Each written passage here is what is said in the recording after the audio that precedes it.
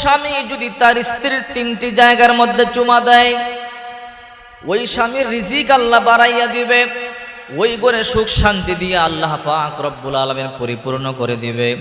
ওই ঘরে বৃষ্টি যেমনি বর্ষিত হয়, আল্লাহ পাক রব্বুল আলামিন ওই ঘরে তেমন ভাবে রহমত বৃষ্টির মতো নাজিল করবে। এই জন্য স্ত্রীর 3টি জায়গার মধ্যে চুম্বন করবেন। কোন কোন জায়গায় আমি অবশ্যই আপনাদেরকে বলে দেব।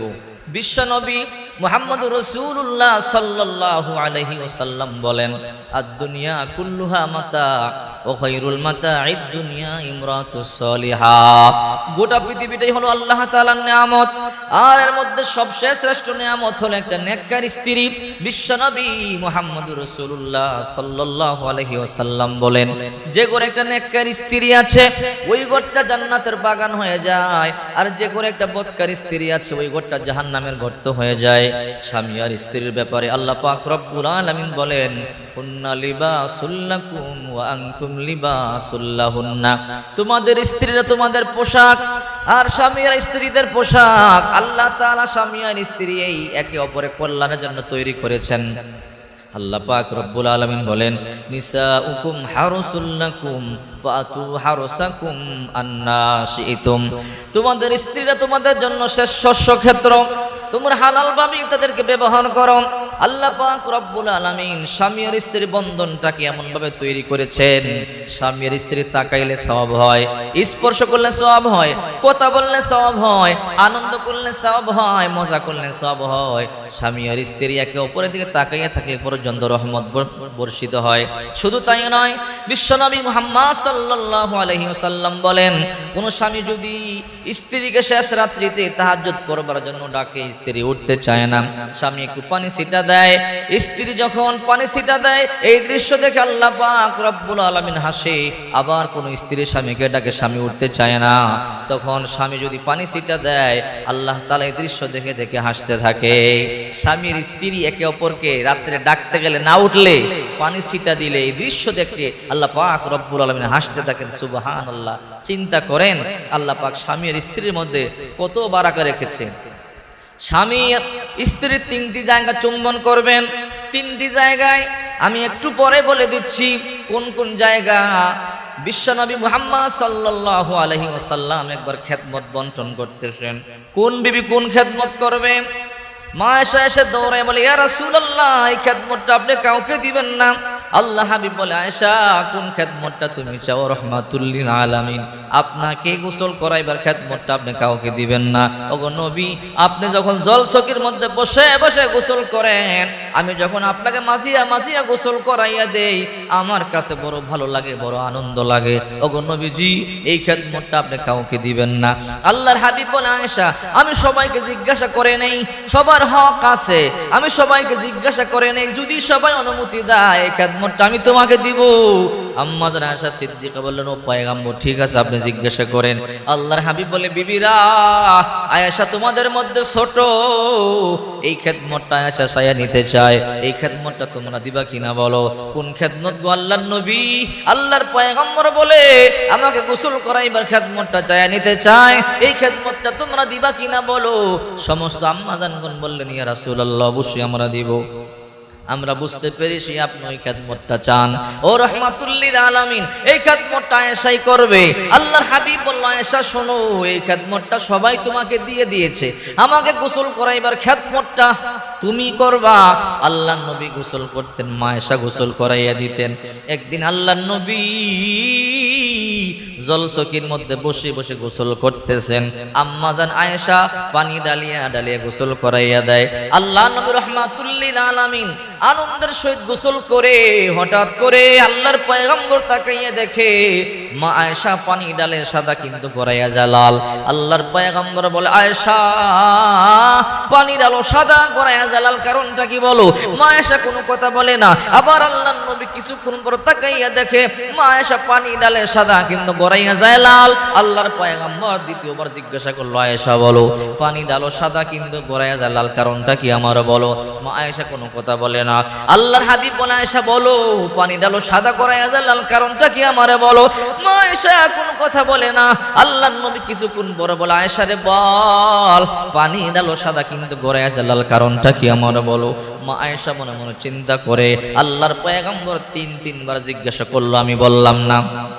চতুর্থবার আল্লাহর পয়গম্বর জিজ্ঞাসা করলো, যদি এইবার না বলে আল্লাহর নবী কষ্ট পাবে, আল্লাহর পয়গম্বরকে বলতেই হবে। আল্লাহর পয়গম্বর বলে আয়েশা বলো।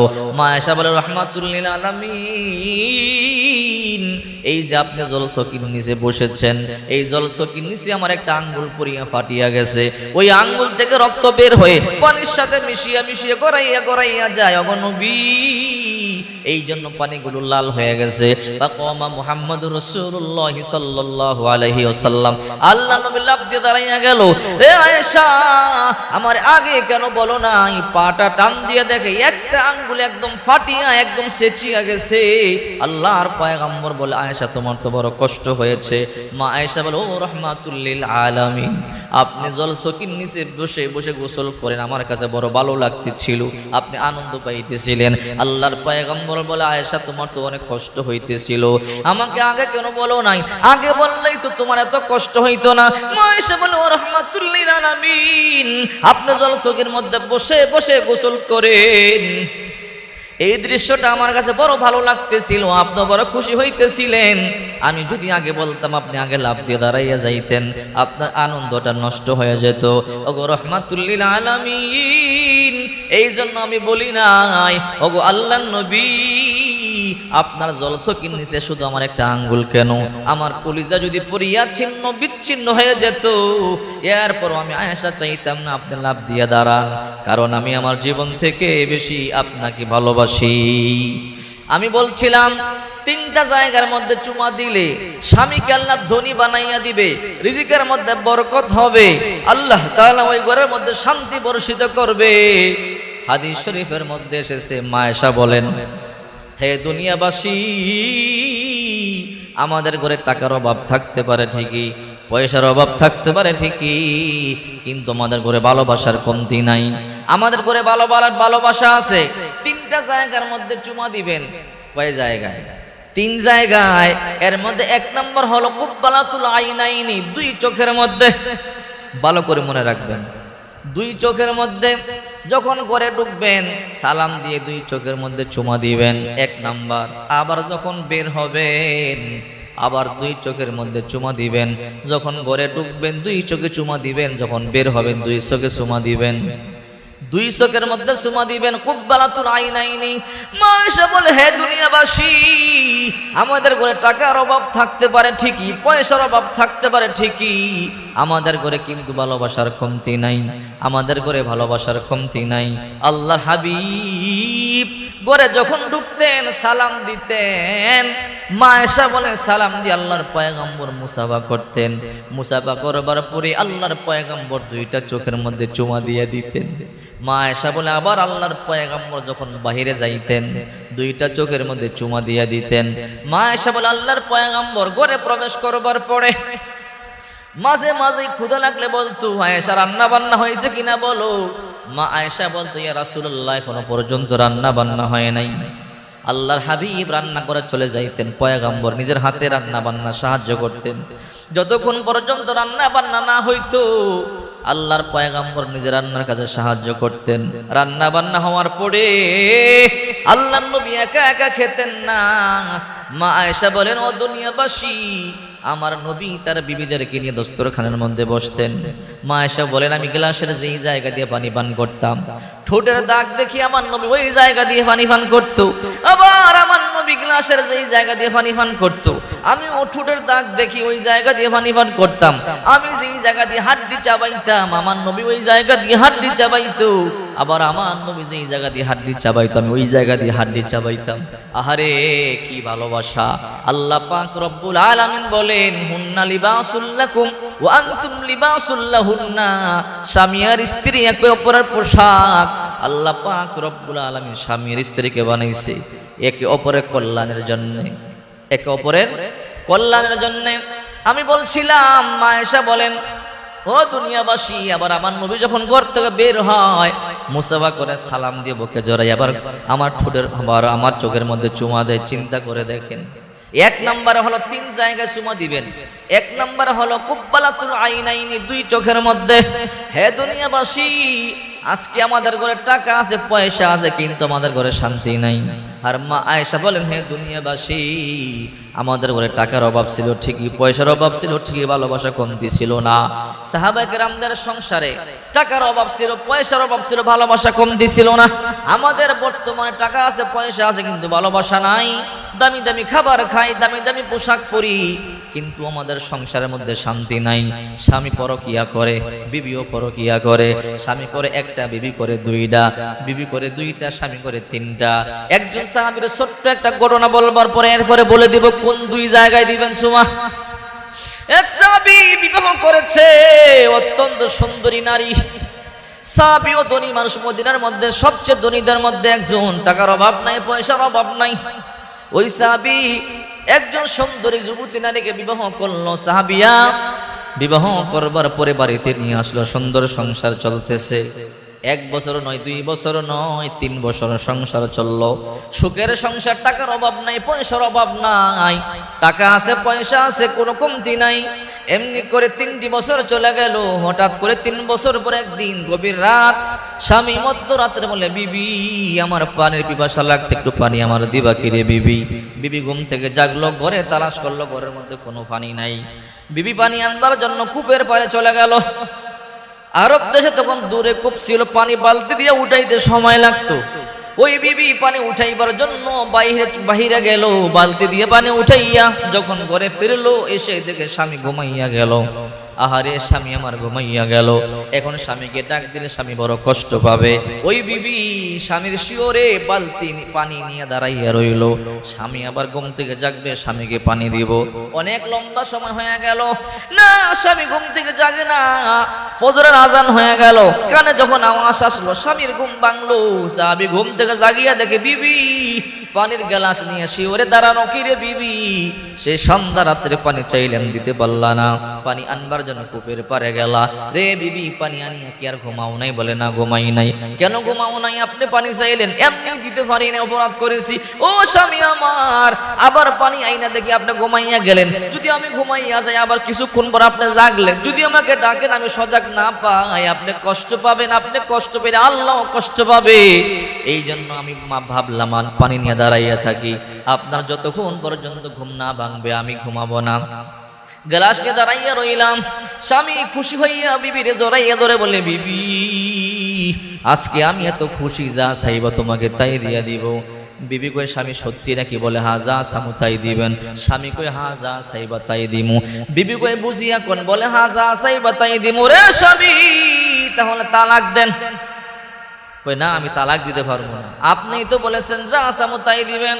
রে স্বামী আমার, আমাকে তালাক দিয়ে দেন। কই, না তালাক দিব না, আপনি বলছেন যা চামু তা দিবেন। মিথ্যা কথা বলবেন না, মুসলমান মিথ্যা কথা বলতে পারে না, মুনাফিক মিথ্যা কথা বলে। আপনি নবী সাহাবী, আপনি ওয়াদা ভঙ্গ করবেন না।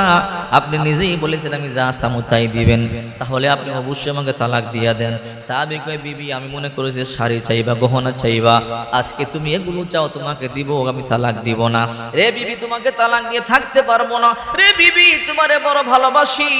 বলে এত কিছু বুঝি না, আমারে তালাক দিয়া দেন। স্বামী কান্না শুরু করে দিয়েছে। বিবি কই, আপনারা চোখের পানি আমাকে দুর্বল করতে পারবেন, আমাকে তালাক দিয়া দেন। স্বামী কই, বিবি না না, তোমাকে তালাক দিলে আমি বাঁচবো না। কিসের জন্য তালাক চাও? খাবারের অভাব বলে না, কিসের অভাব? পোশাক পরিচ্ছদের অভাব বলে না, টাকার অভাব বলে না, কিসের অভাব? বলে আপনার ঘরে কোনো কিছু কমতি নাই। এই মদিনার মধ্যে সবচেয়ে ধনী সাহাবীদের মধ্যে আপনি একজন। আপনার ঘরে 3 বেলা জায়গার মধ্যে 5 বেলা খাবার, কাপড় অনেক আছে। ও স্বামী, আমার এগুলো কোনো সমস্যা না, কেন তালাক চাও? ও স্বামী, এত কিছু বলবো না, বললাম তালাক দিবেন, তালাক দেন। আপনি তো বললেন যা চামু তাই দিবেন, আর কোনো কথা নাই। বেচারা চোখের পানি সারিয়া কান্দে। বিবি কই আপনার চোখের পানি আমাকে নরম করতে পারবে না।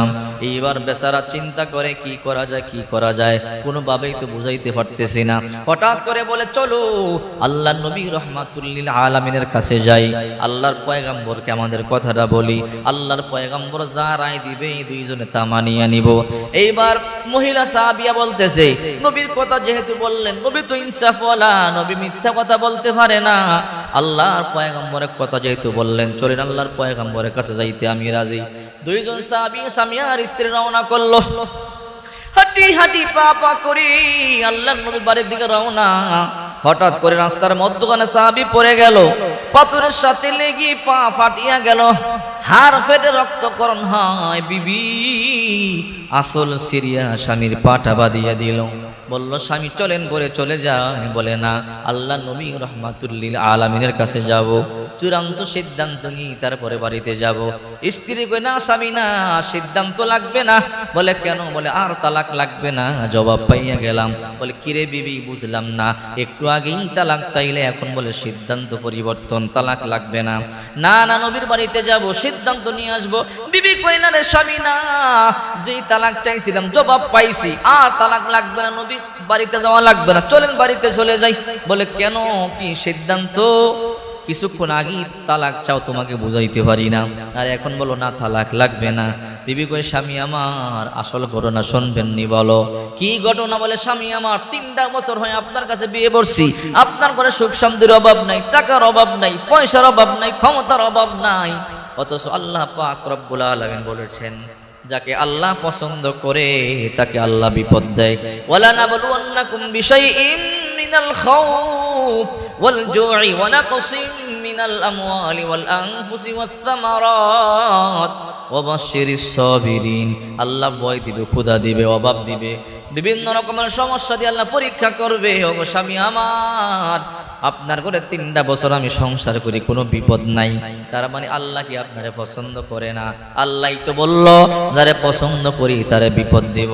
এই জন্য সিদ্ধান্ত নিলাম আপনার সংসার করব না, কারণ আল্লাহ আপনার পছন্দ করে না। একটা গরিবের সংসার করব, ভিক্ষুকের সংসার করব, মজদুরের সংসার করব, কষ্টে দিন কাটাবো, একবেলা খাইবো আর একবেলা না খাইয়ে ঘুমাবো, আল্লাহর দরবারে শুকরিয়া আদায় করব, জান্নাতের মধ্যে গিয়ে আনন্দ করব, ফুর্তি করব, আর আপনার ঘরে দুনিয়াতেই শান্তি পাইয়া যাইতেছে। আল্লাহ যদি অসন্তুষ্ট হয়ে যায়, এই জন্য তালাক চাইলাম, আপনার কোনো বিপদ নাই রে স্বামী আমার। এই যে আপনার পা এখন ফাটিয়া গেল, রক্তক্ষরণ হয়, হাড় ভাঙিয়া গেল, এটা আপনি ভাঙ্গেন নাই, আল্লাহ ভাঙছে। আল্লাহ আপনার এই বিপদ দিয়ে বুঝায় রে আমার বান্দি, আমার বান্দারে রাইখা যাইস না। যেহেতু আজকে আল্লাহ আপনার বিপদ দিছে, বুঝতে পারছি আল্লাহ আপনার ভালোবাসে, এখন থেকে আমি আপনার সংসার করব, আর কোনোদিন আপনাকে ছেড়ে যাব না। সাহাবীদের অবস্থা কেমন ছিল দেখেন। তাদের ঘরে টাকার অভাব থাকলো, ভালোবাসার কমতি ছিল না। বলতেছিলাম বিবির 3টা জায়গার মধ্যে চুম্বন করবেন।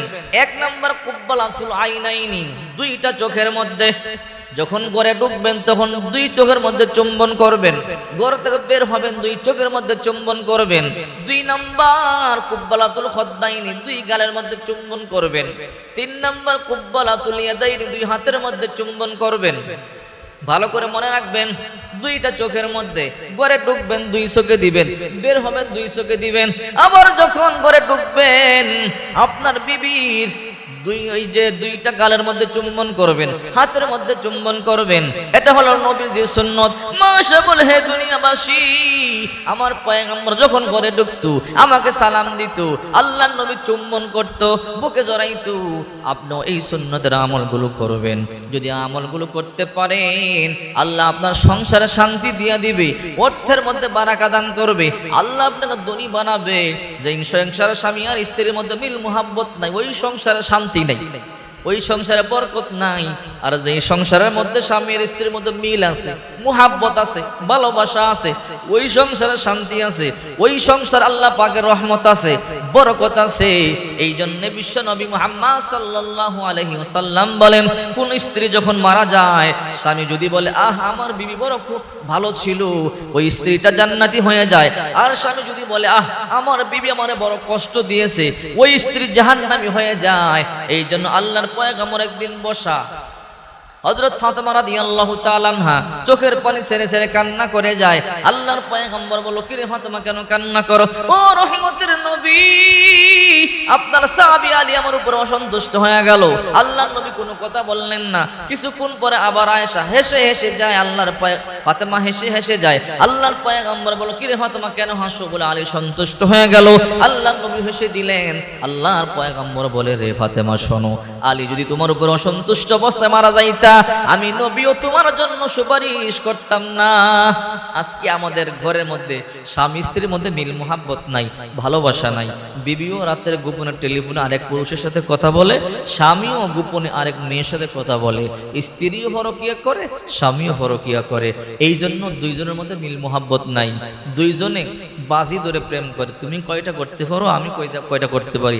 ওই দিন ফেসবুকে দেখলাম একজনের প্রেমের সেঞ্চুরি হয়েছে, 100 প্রেম করছে, সে এখন খুশি।